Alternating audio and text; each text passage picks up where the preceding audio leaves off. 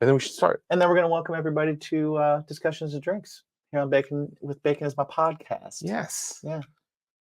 Fumbled up that beginning a little bit. I did a little bit. I was a little marble mouthed. Yeah, it's all right. happened. It happened. We were talking about that last week, Uh-huh. where the brain is going faster than the mouth.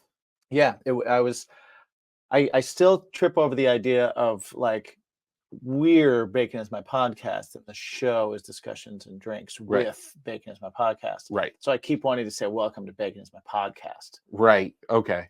But I fixed it to Discussions and Drinks, but then I was like, did I do that wrong? Bacon is my podcast. It happens. Yeah. It's okay. It does. Happens to the best of us. Hey, I have a big stupid mouth. We both do. Lots of stupid mouths. Yeah. Yeah. What kind of day is there today? Well, I mean, the obvious one. Veterans Day. The 11th is Veterans Day. We want to thank all of our veterans. Shout out to anyone that has served, anyone that is currently serving. And drinks up to you, pals. Drinks up to you. I have a lot of military in my family. I don't know. I don't know if you do. I have, grandfathers, everyone's grandfathers. But my uncle was in Vietnam. My cousin was over in Iraq. My other cousin's an air marshal. Oh, wow, okay. I've got a lot of my grandfather was chief of police, but he was in World War II. Like, yeah, I got a lot of that going on in my family. So I'm very thankful to our veterans. Yes, my grandfathers all both were military. Everybody else, no. So we have that, which is the most important one to me. There's also a couple other days. We have it is National Origami Day. So for those of you that celebrate in the origami arts, make yourself a pterodactyl today. I like or a swan. A swan or a pterodactyl. I like pterodactyls better than swans. I do too, personally. Yeah. If I had to ride one into battle. Oh yeah, it would be a pterodactyl over a swan. Although swans are they're mean. Really mean. They're mean. They are very mean. Yeah, they're mean. Very mean animals. Yeah. It's probably because of Billy Madison. And they crap everywhere. Oh yeah. It's ridiculous. Yeah, and it's probably because of Billy Madison. Probably. They're probably very sick of hearing. Yeah. Stop looking at me, Swan. Stop looking at me, Swan. Yeah. It is also for our single friends out there. It is Singles Day. Oh, not the movie. It is just to. It's celebrated annually in China. Unattached individuals spoil themselves. Oh, treat yourself. Treat yourself today, everyone. Maybe make some origami in the morning. Oh yeah. Treat yourself in the afternoon to a Sunday because it's Sunday National Day. Sunday Day. Meanwhile, if you're no Carvel, Wednesday is Sunday. Ah, that's true. I forgot about that. But also November 11th. November 11th, Sunday Day. What's your favorite Sunday? Well, we'll get into our favorite Sundays. And it's also National Metal Day. Yes. So after your Sunday, when you go out at night, jump in the pit. Here's some metal for you.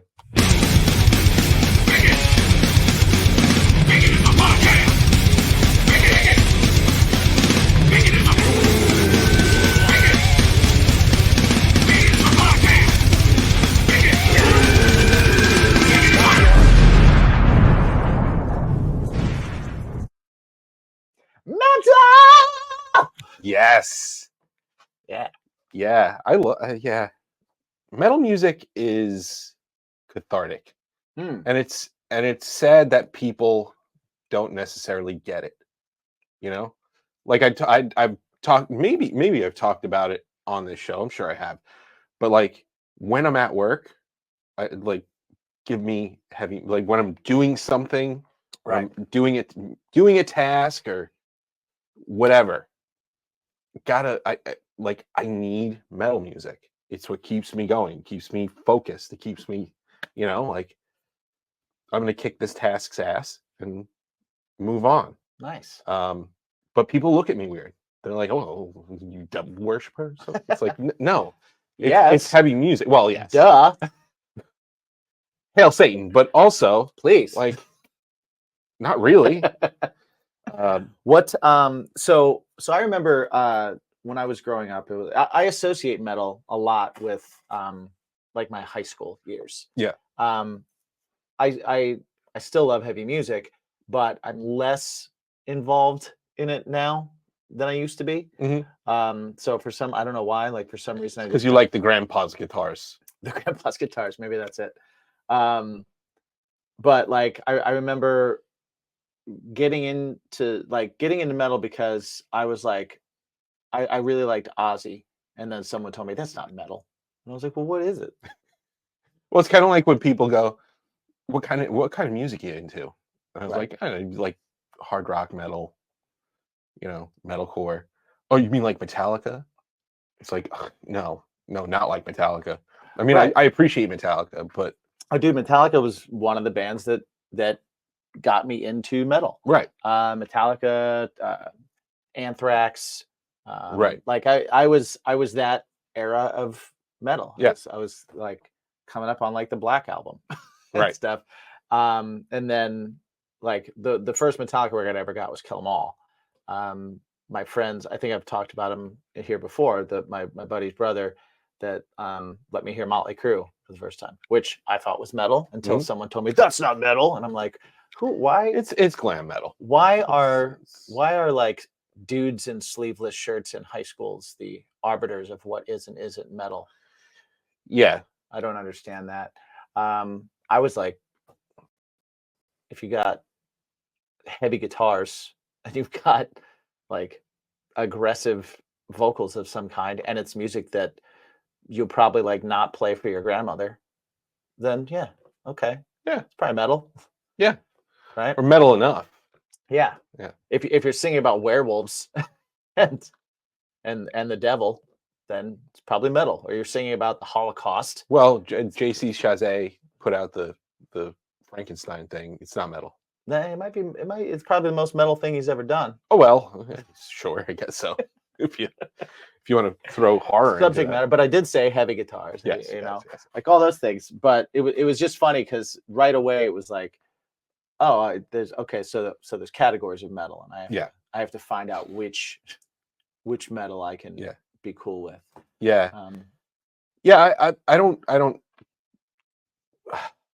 so for me it's like, and I don't take offense to it or anything like that.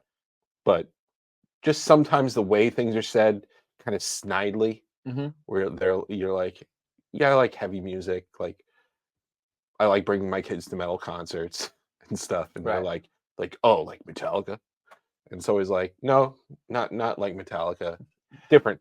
Well, Metallica's the metal band that everyone knows because they're the most mainstream metal band of all Right, time. right. They're the Hulk Hogan, Yeah, of metal, good. The McDonald's, the Mickey will. D's, Yeah. if you will, McDougal's, yeah, yeah, and Kleenex. their stuff was I liked their stuff better in my earlier years, just like McDonald's. Yeah, yeah. Your palate evolved. I was more into their stuff in high school. Yeah, palates evolve, and that's okay. And every now and then, man, I can't wait to listen to Kill 'Em All. Yeah. Pantera was another one for me. I was big at Pantera. Was like I graduated from Metallica to Pantera pretty quickly. Yeah. When they first came out, the first time I heard Cowboys from Hell, I was just like, "What is this?" It is. Yeah, that's pretty awesome. Yeah. Yeah. I metal music is just it focuses me for some reason. There's been studies too, and it's on the internet, so it's got to be true. Something about metal people, people who listen to metal music being in a better mood, which I don't know about that. Yeah. Better moods and something about intellectual. I don't know. I just stopped reading. Too many big words. There's a lot of words. I mean, Yeah. Words with like more than 7 letters in them. well, it was an article kind of like when you're looking for a recipe. Right. Okay. Right, because the recipe is all the way at the bottom, but you have to get through the exposition several first. advertisements and them talking about how their grandmothers kitchen was aimed a certain way, and the sun Right. was it came through the window I and was through born that on a sun small catcher, farm. and it always reminded them, just give me the goddamn recipe. Just give me the recipe. That's all I want. Yeah. I don't. Right. Yeah. It's just like internet articles. Like, just get to the point. Give me the point. Yeah. I get it. I'm like that too. Right. I feel that too. What was the first metal concert you went to?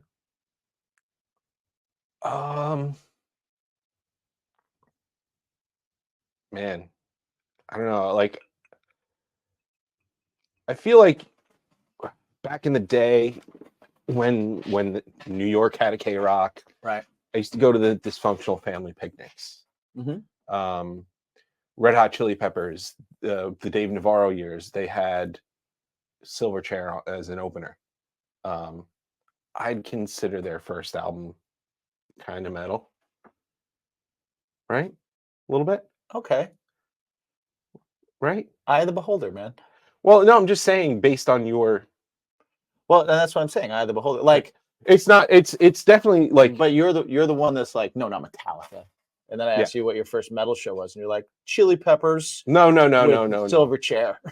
No, I feel like Silverchair, but like. You wait till tomorrow. Oh, well, they're talking about Israel's Son, man.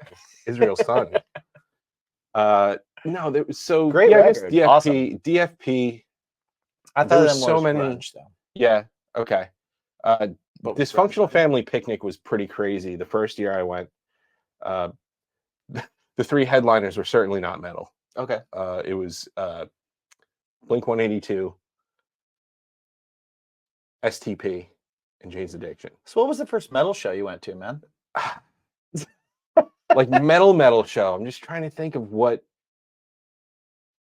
I mean, probably like a Slipknot festival thing, like an offshoot festival, but it was also part of DFP. Okay. Gotcha. So it was Slipknot, Mudvayne, Linkin Park, all the Papa Roach, the bands like that, the Ozfest. Okay, yeah, I was gonna say Ozfest. Ozfest, yeah, like Ozfest adjacent shows. Probably one of those. Like I've been to so many, it's just hard to really just pinpoint the starting point. Go back to the beginning. But it's it was one of those. Either Ozfest never came to New York proper when I was in my formative years. They would always go to Jersey. They wouldn't come to New York. They eventually came to New York, killed somebody, and then they stopped coming. But that's another episode. Yeah, it was probably one of those like days off. It was like all the bands but Ozzy. Right. Okay. Nice. Mine was at the Aragon Ballroom in Chicago, and I was 13 years old. And it was Anthrax, Exodus, and Halloween. That's a lineup. Yeah, it was a lineup, and it was crazy. It was crazy. The Aragon Ballroom in Chicago is a smaller venue. I guess the closest thing in New York would probably be Hammerstein, because you have like the levels up where you can kind of like stand and watch. When we got there, my parents brought me. They brought me and like 3 of my friends. And so it was like me and a couple buddies, and we were all like 13, 14, and at this show. And I remember we got there early, and it was my mom, my dad, and my friends.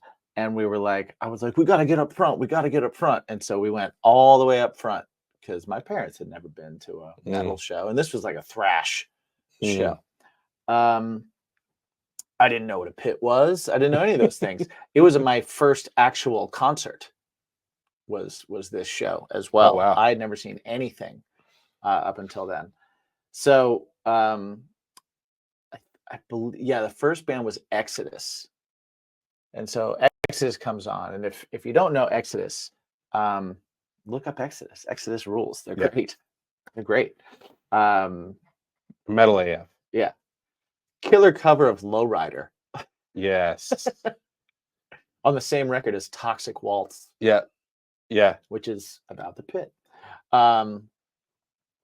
So they started, and within 3 minutes, we went from first or second row to like second balcony.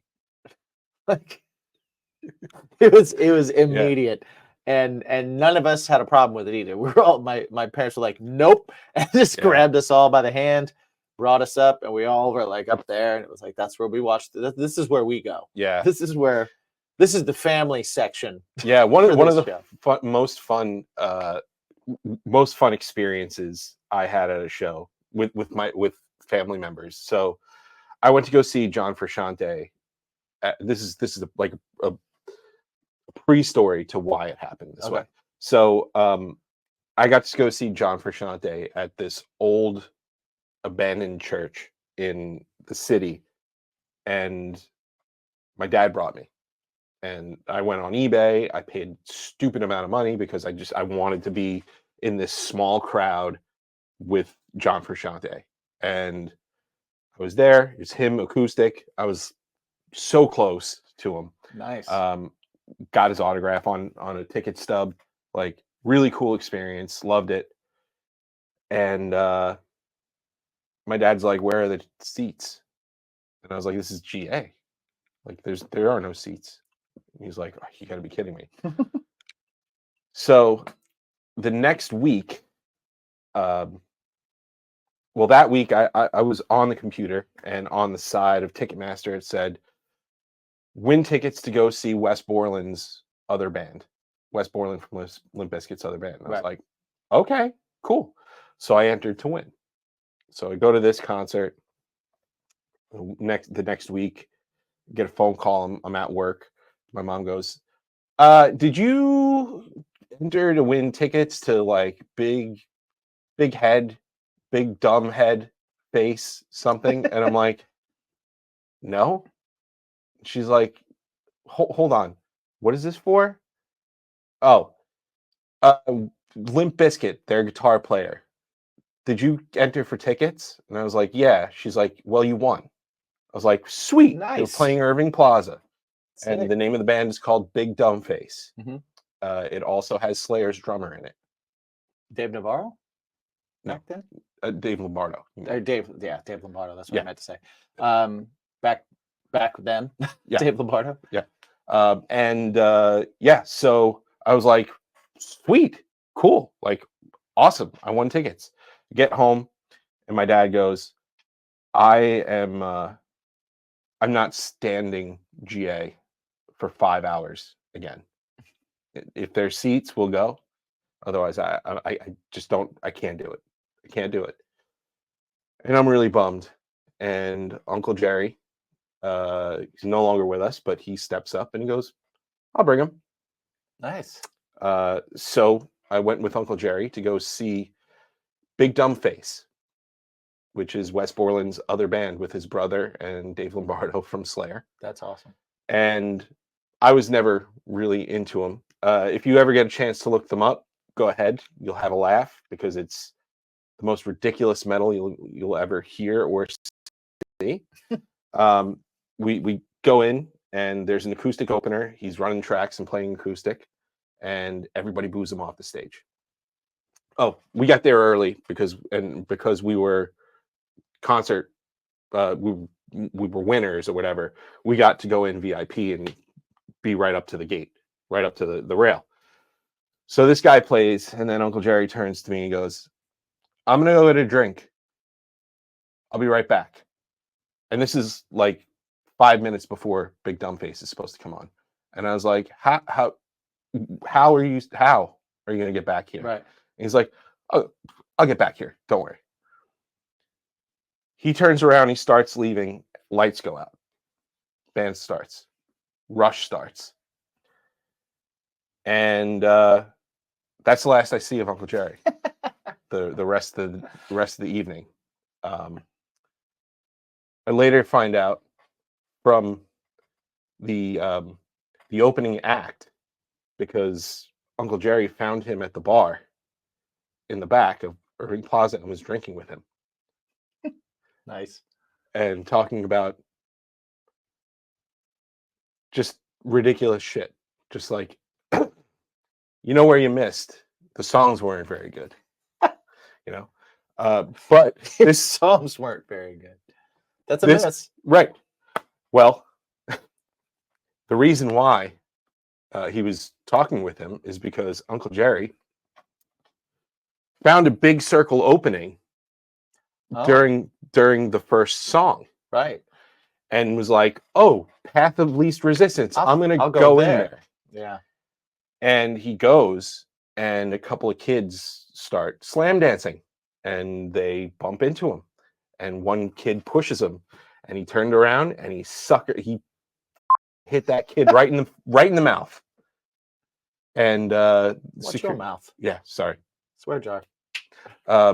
He just punched him right in the mouth, and security was about to take him. And El Greco was the name of the opening act. Stopped him. And he was like, no, he's cool. He's with me. This kid was messing around. He was. Oh, nice. Okay. So he saved him. And yeah, they went drinking at the bar while I was up front getting crushed at 16 years old. Nice. At a metal show. That's excellent. Yeah. One of my favorite things. I would have loved to have seen him get hit by some kid and just drop him. Yeah, man. That's good stuff. Yeah. A lot of fun. Metal shows are fun. Yeah, I didn't go to any I guess smaller metal shows. It was the Ballroom, and then like the next one was like Metallica and Guns N' Roses was the next one I saw. And then it was like I saw bands like Motley Crue, and I saw like, it was all bigger shows. Right. I didn't really go to many. There weren't many. Right. I could go to Chicago, which was kind of far. It was like a 2.5-hour drive to get to Chicago. Indianapolis would have some, but it was like harder to know where and when things were because they weren't advertised really much. Yeah. It's not like the interwebs. Indiana was like a rough place to find things. To just kind of know. But once I moved to New York, then I started going to a lot more things. That's when I would see like.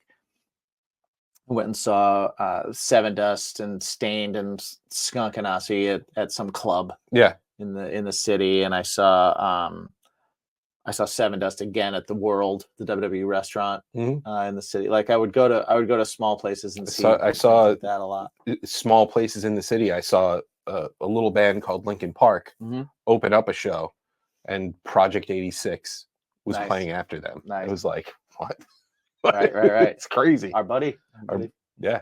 I saw that show. I saw in a small club. It was Deftones, Incubus, somebody else. That was just like, why are they on this tour? Right. This is ridiculous. Nowadays, you'd pay $400 to watch that show at an arena. Right. And we got to see it at Hammerstein or Roseland or wherever. I saw a lot of good shows at Hammerstein. Yeah, Hammerstein's a great venue. I saw Guns N' Roses at Hammerstein. You mean Axl and Friends? I saw Axl and Friends at Hammerstein. Yeah. And I saw like Fuel there, and I saw the Used there. I saw Creed there. Oh, nice. Yeah. Yeah. So I saw Kid Rock there. Yeah, Deftones always put on a really great show at Hammerstein. Hammerstein's a cool venue. Yeah. I think that's one of the things that like there are certain cities that have these certain venues. The Aragon in Chicago is one of them. Definitely Hammerstein here. Yeah. There's these venues that just are magical for whatever reason. Yeah. There's just the shows are always great there. CB's was like that. CB's was one of a kind. The sound was awesome at CB's all the time. And it was also terrible. Right. But it was awesome. Right. You ever use the toilet? Oh yeah. Like you perched on your throne? Oh no, I never pooped there. I never did myself. Yeah. I lucked out. Yeah. I try my best not to in public places. Well, yeah, but I'm like CV's is they put you on a pedestal, literally, quite literally. They sure do. You step up and yeah. present yourself, present your wares. CB's was an interesting place. Actually, one night, uh, Joey Nunn's old band, the Mercurial. Oh yeah. They had played there. I believe they were headlining, and one of the things they were going to do is WWE diva at the time, Ashley Massaro. She was supposed to come up and do a song with them because she's all into metal and stuff like that. I think she was dating somebody from either Aiden or Seosin. She was dating some Warped Tour band at the time. Gotcha. Some dude from some Warped Tour band, and WWE wouldn't let her do it unless they paid a talent fee. Oh man, she couldn't just go up and So it was something stupid, like it was like an arbitrary number. It was like, oh, she'll do it. She could do it for $1,300, and they were like, well, no, that's it. And then they were like, what about if she introduces us? And they were like, 1,300. And they were like, okay. So I guess this is a no-go. But she ended up doing it anyway. Oh yeah, how are they gonna know? Yeah, it was before ask for forgiveness than permission. Well, she didn't sing the song; she introduced them. Yeah. And then I hung out with Ashley Massaro at the bar at CB's. Nice. All night with my cousin Bryn, and that's fun. It was a lot of fun.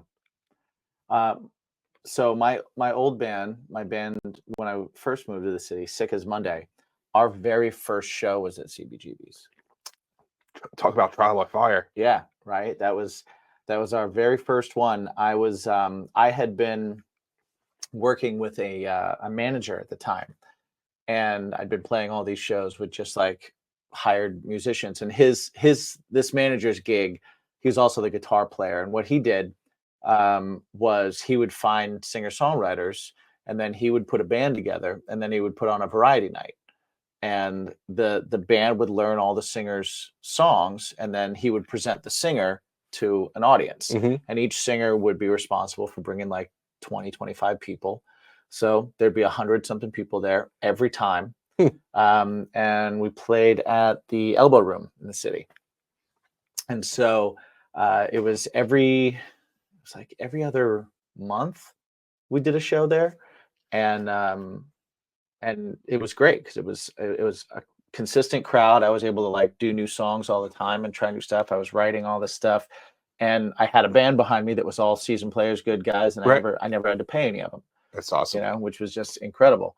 So so that was his gig, not a bad gig, right? Like smart move. And then he's also shopping all these people. Yeah. And so he's like, yeah, and he's also part of the band, Right. So in doing that, I met Dave, my bass player, and then he knew Jimmy, and then we got Paulo from an ad. But like that created the band. So then the manager booked the band at CB's. He was like, well, now that you have a band, let's put you on a real stage. And so he called up because he played there a lot, and that's awesome. So that was our first gig was CBGB's, and I was that's pretty sweet. I was like, oh my god, what is this? What is happening? And it was awesome. The charm of CB's was leaning against the wall. Yeah, when you lean against that wall, it was like a mattress of stickers. Yep, it was like a pillow of stickers. I believe they closed the following year. Like it was right before they closed that I played there. So I just got in. My band at the time was because they actually had tryouts. Like if you didn't have a way in there, right, you had to go and try out. Oh, I didn't even know that. Yeah, they had you try out at the what was the other venue? CB's gallery. The gallery, yes. Yeah. They held tryouts at the gallery, and we had a tryout scheduled, and they closed. They announced they were closing. So we ended up not doing a tryout because we were like, well, what are we trying out for? Right. And it wasn't like bring a crowd or anything like that. It was literally you go and you play in front of people that work there. Right. Yeah. It was weird. And they're gonna judge you. Yeah. Yeah. That's interesting. Yeah. but yeah, so we were scheduled, but never went and did it. So I'm looking at our comments now from our patrons, and I'm seeing some cool first shows. We have Judas Priest and Iron Maiden, and I would call that metal. That's super metal. I would totally call that metal. Yeah. Like that's 80s era metal. That's like the origins of metal. Yeah. I put like Iron Maiden and Priest in there. Yeah, those are. I think Sabbath is like the seed. Yes. And Judas Priest and Maiden Maiden sprouted. Exactly. Mel's metal experience, she's seen Something Heavy a few times, and Something Heavy. That's cool. Something Heavy's metal. Yeah, I guess so. Yeah. You guess so? Yeah, yeah. You're totally metal. Yeah. Everything you do has a sheen of metal. Yeah, I guess so. Yeah, for sure. It's my thumbprint, I suppose. Absolutely. I brings the metals. You do brings the metals. No grandpa's guitars. Right. Yeah. I brings the grandpa's guitars. You brings the grandpa's guitars. That's why when we work together, it's like a weird. It's ebony and ivory. Fire and ice. Yeah. Greatest tag team in WCW history. It's up. That's a conversation. Yeah. That can be had. Ice Train. Come on, baby. Come on, Scott baby. Norton. Come on, baby. But yes, I've seen. I never saw Judas Priest. Yeah. I saw Maiden. I've seen Maiden twice. I saw them. I got tickets. Our buddy Dave Caggiano, producer extraordinaire. Yes. Dave Caggiano gave me tickets once because he had tickets to see Maiden and he wasn't going to go. And I had just sung some backups. I think I sung backups for Johnny Beehive. They were doing a song with Johnny Beehive. And I either went and sang some backups on it, or I was just there hanging out that day or something. But he was like, hey, would you guys go to this if I gave you tickets? And so Johnny and I were like, absolutely, we would go to this. Nice. And so we went, and I watched a crowd get so angry because Iron Maiden came out and they had just put out a new record, and they just played the new record entirely. Like first song, second song, third song, people are starting to kind of like revolt. They're starting to be like, okay, we get it. Let's run to the hills. Just somewhere in time. What are we gonna do? Something? Yeah, the trooper? Anything? And it's like another new song. And I just watched this crowd get angrier and angrier. And I'm just like, I'm watching that and I'm like, this is incredible. Like I that part of like discovering what rock and roll is. Oh yeah. It's seeing a band just like go, hell man, we put out a new record and you're gonna listen to it. Yeah. We know you want all our hits. You'll get them. You'll get them at the end. As long as you stay. You'll get them at the end. And I was like, I took a lot from that. Yeah. I was like, oh man, all right. Yeah, that is really badass. And then and I saw him again at Ozfest, and at Ozfest they were just hit machines. Yeah. But I saw him at Ozfest. They came out and saved the night because Ozzy played and blew his voice out, third song, and I saw it happen. I was like fifth row, and I watched it. I heard it, and I was just kind of like learning enough about the voice at that time. I was like kind of beginning that journey of like knowing what I'm talking about. Right. And so I heard it happen in his voice, and like I immediately was like, ooh. And then I watched him, and I was like, I felt like I was like on the inner circle at that point because I watched him like go start spraying Vocalese. Yeah. That was by the drum kit. And then he'd come back and start trying to sing again. And I heard something else, and I saw his face, and I was like, oh man, this is bad. And like he did one more song, and then he left the stage, and then they were done. Wow. Like 4 songs in, Sabbath was done. And Iron Maiden came back out and played again. Oh, wow. And just killed it. It was awesome. And it was like, dude, this is incredible. That's awesome. I might be remembering that wrong, but I think they played twice. I feel like they played twice. Well, I can't imagine they were right. Ozzy's switching not playing headlining. Ozzy's not playing before last. I can't imagine they were switching headlining. But so I think that's what happened. But I just remember that whole thing and just being like, wow, Iron Maiden was so good. Mudvayne was on that show too. And they were great. Mudvayne loves to play their sets in a quarter of the time it takes for them to get through that song. So like anytime I've seen them, they've played a ton of songs. Right. But that's it in like a half hour. Right. They do a Rancid set, but their songs aren't like Rancid plays at their regular speed. Yes. Yeah. I've seen Mudvayne a few times. The worst was probably at Summer Sanitarium, which was Mudvayne, Deftones, Linkin Park, Limp Bizkit, and Metallica. Wow. It's a crazy lineup. Yep. And Damn. Mudvayne came out at noon, and they were done by 12:25, and they had played 2 albums in that time. Wow. Okay. It was Some bands something. need to click, man. Some bands need to click. And then Deftones came out, and it was probably the most drunk I've ever seen Chino. Okay. But they opened with the song Teething from the Crow soundtrack. Nice. So nice. When they did that, I was like, these guys can do no wrong. And then they kept playing. Right. And Chino's wasted. Super wasted. I've seen the Deftones twice, and I didn't want to see them the second time because I did not like them after the first time. Mm-hmm. I was like, these guys are a studio band. They're not good.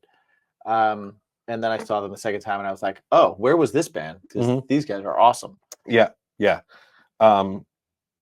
Linkin Park was amazing. I never saw Linkin Park. They were always really, really good live. Yeah. They always brought a really great show. Limp Bizkit was after that, and I saw Limp Bizkit. It was post Wes Borland, so it was the guy from Snot. No, I didn't see that. Yeah. And they played Sanitarium, even though Metallica was going to come out and on the show play Sanitarium. Wow, because that's awesome. I guess that's maybe. Awesome. How do you feel about that? How do you feel about when, like, if there's a band that plays a song that obviously the later band is going to play, or that is that band's, or maybe it's a song that the later band isn't going to play, but that they should play because it's like the song everybody likes. So the band before them goes ahead and plays that song. How do you feel about that situation?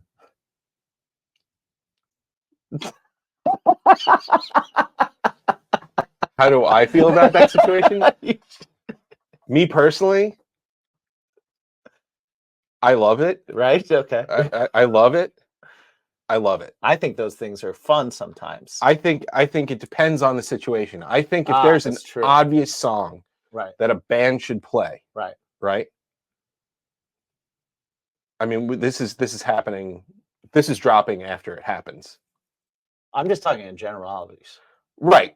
No, hypothetically. Hypothetically. If a show were to happen and a band that has very little popular songs, but one of the most popular songs, they're not going to play.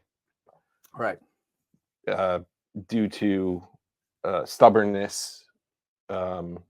Or maybe they just, they want to focus on whatever else. Sure. Yeah. I think it's more like thick-headedness than anything else, personally. But if a band's going to be a dick about it like that, I think that's great. Yeah. Yeah. I think it's kind of funny. I think it's admirable. I think it's admirable. Kind of funny. Yeah. If it's a song that a band is obviously going to play later on, it's a troll, and sometimes that can be fun too. Sure. Like we did it with Rebel 9. Yeah, I've done it to Rebel 9 countless times. Yeah, they've done it to me as well. Yeah. Like we've had a back and forth on that one. Yeah. There's a clear winner. Yeah. But I agree. But yeah. But yeah, oh, that's I do really think that's a very good idea. Yeah. Yeah. Hopefully you change the bridge though, because it's so bad. Like I would have for this. If they weren't so.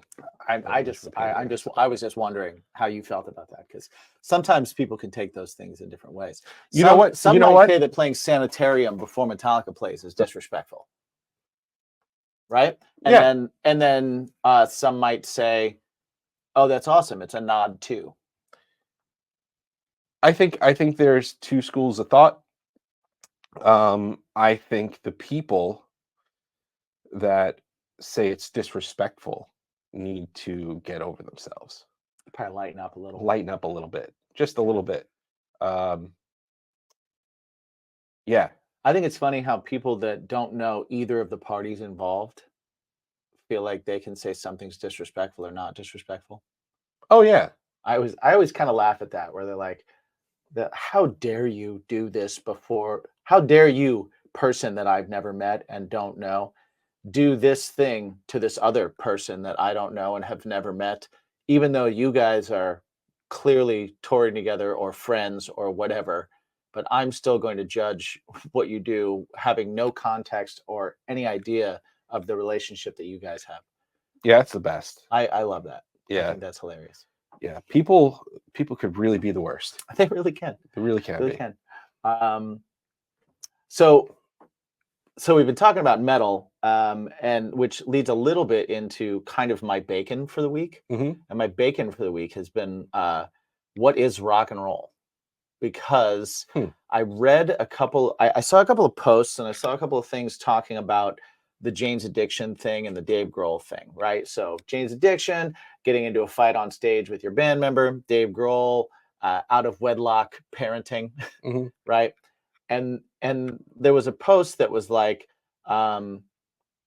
hey, everyone from the last few generations, why don't you get up off your ass and start doing some rock and roll things so these old guys don't have to keep trying to keep rock and roll alive. Yeah. But, they're like, new bands should be sleeping with everybody and cheating on their partners and having fights on stage, because that's rock and roll.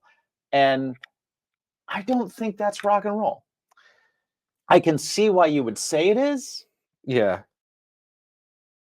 But I don't think that is. I think that's the behavior of the person. You know what I mean? Yeah, that's So, like the behavior of somebody who's hurting, lost, just undecided, mistakes. Well, so what do you think? What do you think rock and roll is? And because I think a lot of people can agree that there's an element of rock and roll that's missing in music today. But I don't know if it's missing because it's missing, or it's missing because it just doesn't happen to be the popular music right now. And it's all there. You're just not seeing the right bands. Yeah, I don't. What is rock and roll? I mean, yeah, it's a little bit of a culture. It's definitely a musical genre. Okay. It is a little bit of an attitude, but then, again, you're talking about like subgenres and stuff like that. Like sometimes it's hard to just quantify in words what something is, but you could go, that's punk rock. Well, yeah, like you can always punk rock, rock and roll, metal, those are all, they can be adjectives. Yeah, for sure. You'd be like, dude, that's so metal, right?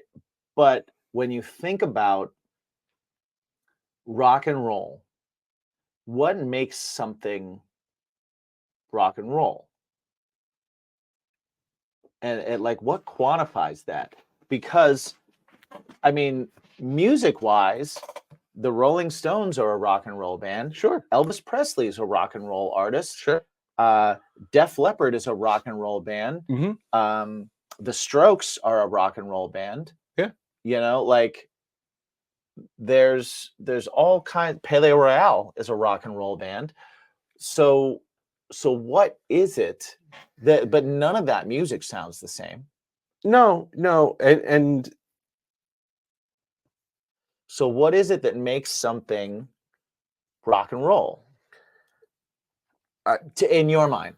In my mind, because I'm trying to think of this too. In my mind, I think it's a presentation. Okay. In a few ways. Now, I don't think that being rock and roll, I'm doing the quotes thing, is like punching your bandmate on stage after you drank 2 bottles of wine.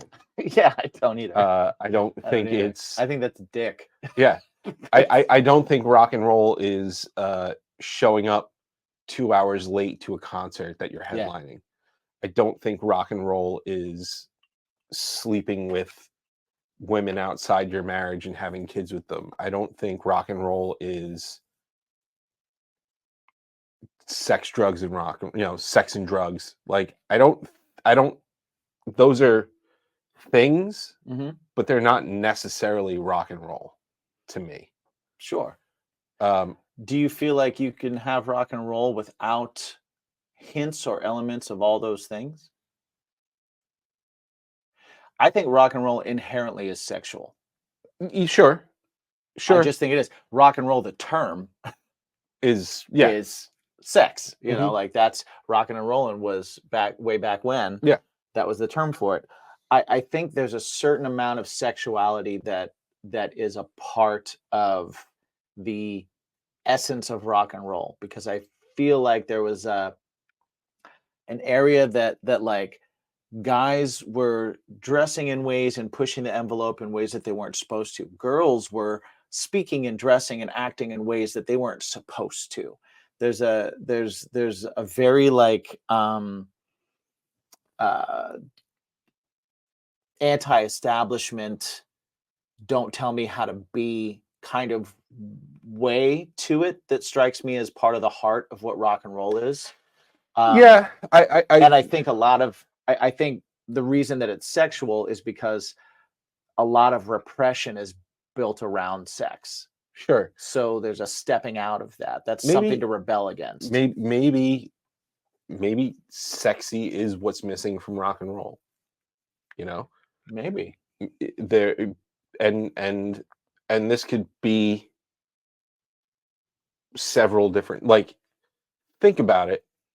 Maybe there's something to that. You look at a band like Buck Cherry, and you're like, Buck Cherry's all like 60, right? Right, but they're like, even today, they're just up on stage with either mesh shirts or see-through shirts or no shirts at all, and they're down below their, they're showing off their cleft thing, and like, they're still rock and roll.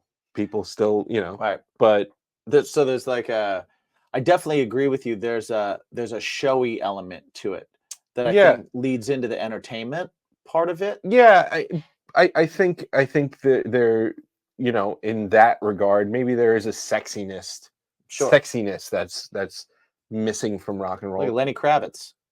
Yeah, sure. Dude, that dude's sexy. Yeah, right? He was just on. Well, that's why I'm thinking of him. Finishing Entourage. Yeah, he was. Well, and he just got an award or performed at the Grammys, or not the Grammys, Rock Hall? Something like that. Oh, okay. Something there. But he's like, he's coming out and he's got the dreads back and he's shirtless and he's all cut and he's looking great and he's playing guitar and he's slinky and swanky and swaying around. Like there's an element to it that is just like, it feels. I think part of rock and roll is crossing the line just enough to be a little bit scandalous and salacious without going all the way. So you're almost acceptable, but you're just over the line. Because I think to me, that's always been the coolest place to be.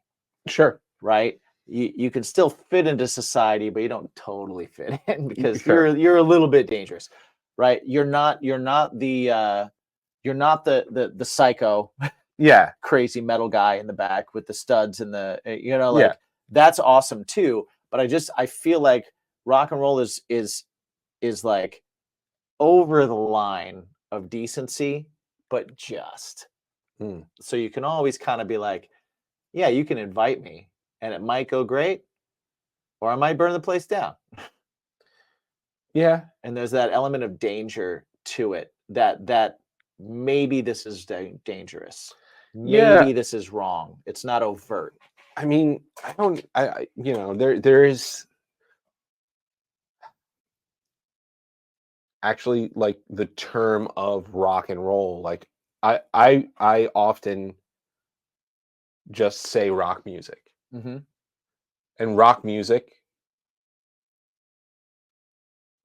if you're gonna say that, rock music is a different thing, you know, for all intents and purposes.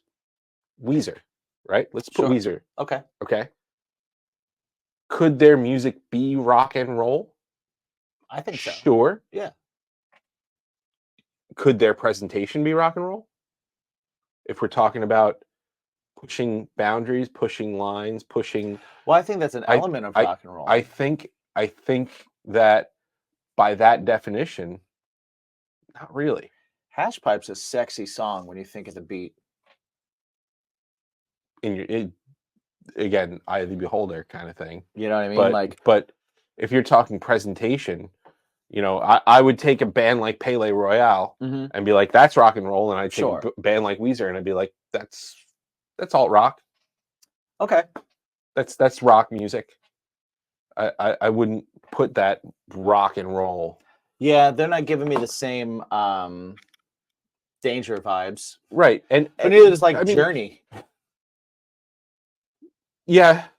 You know what I mean? Like but is Journey a rock and roll band?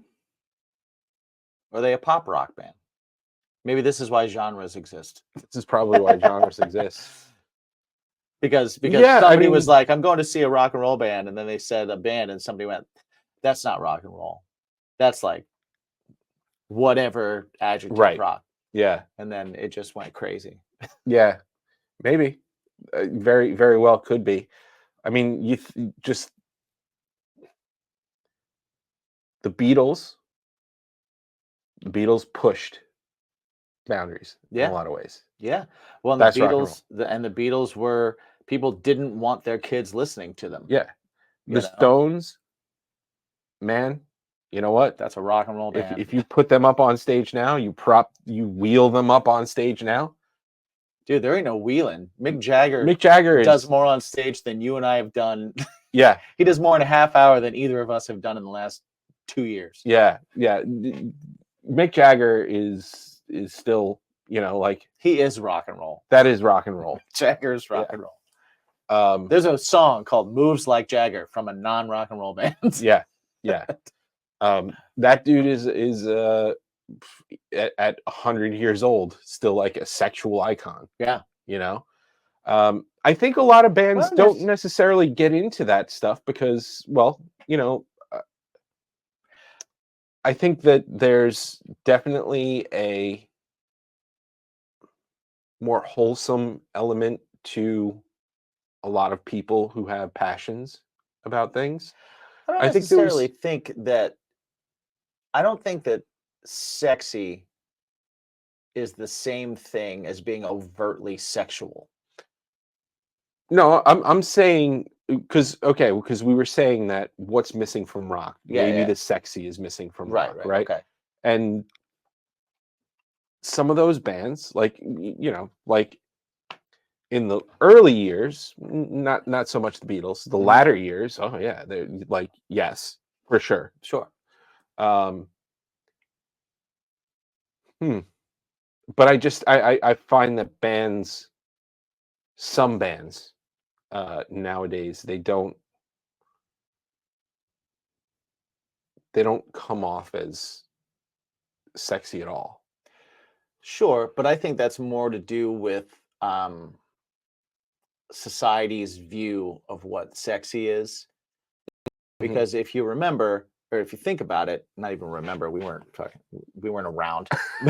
But like, cursed too. I stopped myself. I said, You did. Yeah, you let it I out. did a Mm-hmm. There was no k. Oh, okay. But yeah, you're right. One for the jar. Elvis wasn't sexual, right? He was fully clothed It was sexual for the time. for the time. Yeah. But you know what I mean? Like, we're looking at things with today's eyes. Is Elvis less Sure. rock and roll than someone today who's doing way more? No, he's absolutely not. No. But because of the time he was in, he wasn't trying to be sexual. He was moving how he moves. He was singing what he sings. He was just doing his thing. But they wouldn't even shoot him from the waist Right. down because they were afraid of what it would do to people. Right. Right. But I think that's what made it so rock and roll. Was it's not what the person's doing. It's Well, how they're viewed. So maybe it has to do with boundaries and how little boundaries we have nowadays. Right. I certainly think there are more boundaries put up in certain ways in terms of vocalizing certain things. And now if you push certain boundaries, you're canceled. I think that has a lot to do with it. I think that's huge. Like if you, right, like I don't know if you've watched the Nickelback documentary. Not yet. It's very much a great watch. It's a really great watch. Okay. But yeah, like they talk about how they've written songs about, girls giving BJs and getting on your knees and doing weird stuff and like all that stuff. And it's kind of one of those things where it's like, well, it's not really socially acceptable anymore to say those kind of things. You're objectifying people. So yeah, you got a record like Glassjaws, their first record.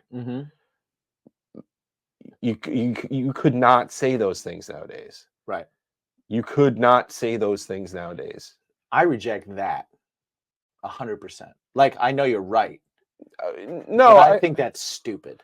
I don't agree with it. I think personally. That's stupid and awful and lame, and I think that is why we don't have better music, better TV, better comedians, better.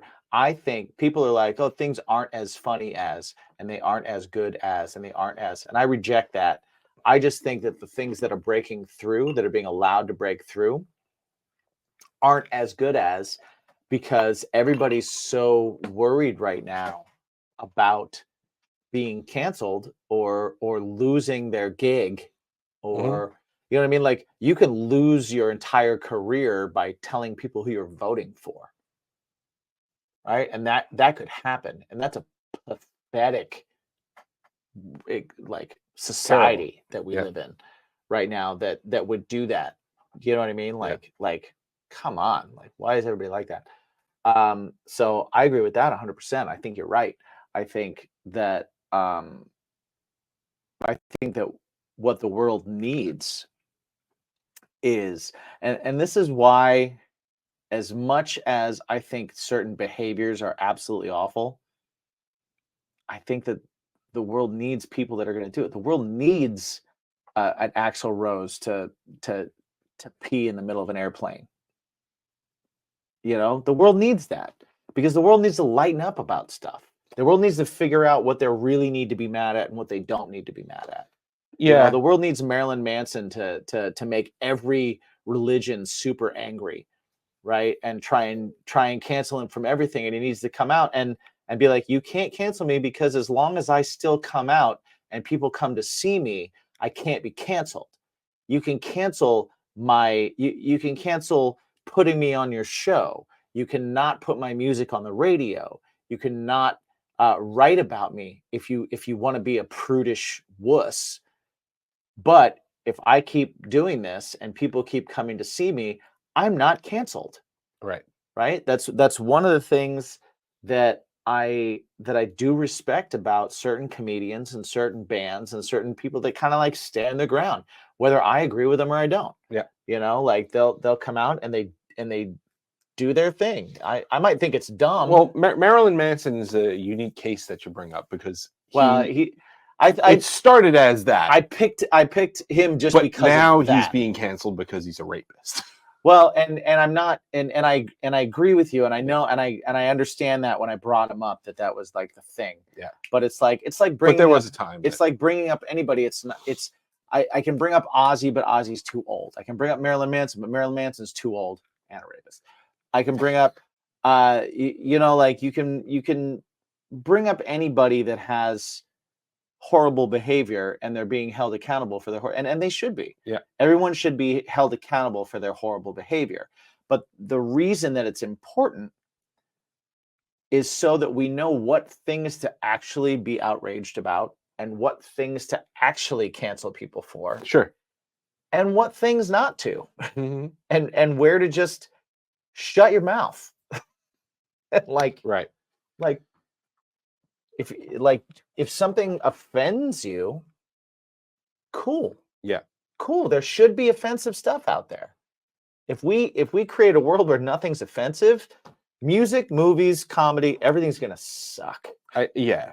There has to be the best ideas, and this is, you know, like for instance, like let's just use like our conversation at the beginning of the week about Oswald's Revenge stuff, right? Like there's which conversation? the one about playing or not. Oh, okay. Yeah. And there were like 3 differing opinions on how something should be approached. Yeah. And we all said our piece, and then that was it. And then the next day we got back to, you know, talking again. Right. And it's like, and he was very surprised. He was very surprised that, oh, well, I thought because we have differing opinions on this, we can't talk. And it's like, no, like differing opinions. We're supposed to have differing opinions. Create magic. Yeah, that's how you get to the right answer. Yeah, exactly. And he was. That's why when he said to us, like, he's like, oh, I thought we were just gonna go dark for a few days. It's like, no, that's not how this works. Yeah, we still talk because it's not personal. Yeah, like why are we gonna get outraged? Literally, nobody's mad. Nobody cares. Yeah, it's not that big a deal. I think that people, one of 2 things. There are certain times when somebody could be extremely right. Right? Definitely. Like if there's a train coming 100 something odd miles an hour and you tell me don't go on those train tracks, you're right. You're very sure. Right. And I'll be the one to even go to an example that isn't quite as dramatic, like quite as unrealistic. Yeah. Right. If you think you know something about a topic, yes, and I know more about that topic, and I explain to you that I know more about that topic, so the decision you're about to make should be yes versus no. Right. Right? Yeah. Take the advice of the person that knows more than you. That lives in it. Yeah. Right. Take the advice of the person that knows more than you. Don't be like, well, we live in a world of opinions. Right. And mine is just as valid as yours. No, it isn't. No, it isn't. Yeah. No, it isn't. There are definitely times when people are right. Yeah. But there's also people are awesome. There's also a lot of times when there just isn't necessarily a right answer. Yeah. That's where consensus right and becomes the rule of the day. And I just feel like people think that their opinion is the most right. And it's like, yeah, but your opinion is an opinion based on what facts? Right. There are opinions that are based in a factual realm. Right. And there are opinions that literally there's 10 ways to do things. And, right. And which way is the right way? I don't know. What day is it? I don't know. Yeah, I don't know. If I Today, did this know, is the right move. If I did we're know all here, and if I did know, I'd probably be doing something else more successfully right now. You know, like that's what it comes down to. Yeah. And know the difference. Yeah. Yeah. Know the difference between the things that you argue that really don't have an answer and the things that do. Right. And I just think I think people are just too quick to just think that their opinion is right just because they think their opinion is right. Yeah. Because they feel like they're listen, I think everybody should be heard, right? Everybody should definitely be heard. But you don't have to just be heard. Like you don't have to be just heard all the time. Well, if you're not going to open your ears too, then I don't think you need to be heard. Exactly. Right. Like if you're going to bring something to the table, but your ears are shut and you're like, I'm just going to come in, drop this knowledge and just back out and everybody's can just deal with it. It's like, don't do that. Yeah. Don't do that. Yeah. I've encountered just before we started this was, you know, encountering certain people that are just like, well, I've been through the shit. So, you know, I just know about all of it. We've all been through the shit. And it's like, yeah, I get it. But also, like, it ain't the same as it was 25 years ago. Well, and there's also a big difference in, say, we're talking about video editing. And I'm like, well, I've been through these 10 situations with video editing.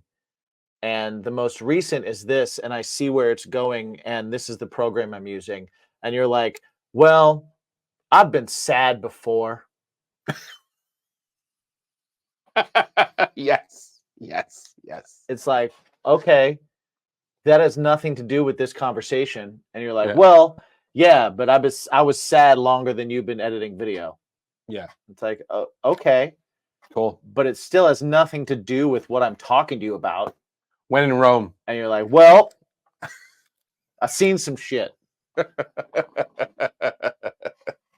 Yeah. And you're like, okay, but you haven't seen any of this shit. Yeah. That's where I get lost, where I'm like, stop it. Why are you doing that? Stop it. Yeah, it doesn't matter. Why are you doing that? Yeah. Yeah. And that's my reaction now. It's like, oh, why are you doing that? Yeah. Don't do that. Why are you doing I like that. I'm gonna adopt that. I'm gonna adopt it. Works. It really does, because people go, huh? Yeah. And you go, why? What's your goal here? Yeah. Why are you doing that? Yeah. Quit being a baby. That's another one I like. Oh, that's a good one. I like that. You're being a baby. Yeah. Cut it out. That could definitely rub people the wrong. That's a showstopper. That's worse than an F-bomb to people. Quit being a baby. If you're like, yo, man, quit being a baby. They're like, their face gets red immediately.